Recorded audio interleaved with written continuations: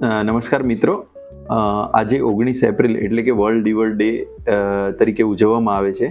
તો હું આજે તમને જણાવીશ કે લીવરની કાળજી રાખવા માટે જરૂરી 5 ટિપ્સ.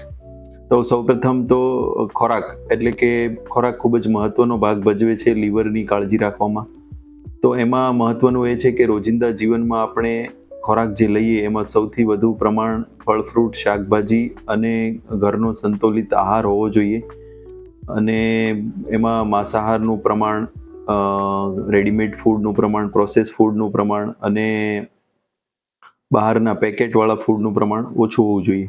બીજું એટલે કે નશો એટલે કે લીવરને નુકસાન કરવા માટેનો જે મહત્વનો નશો છે એ છે આલ્કોહોલ એટલે કે દારૂનો નશો.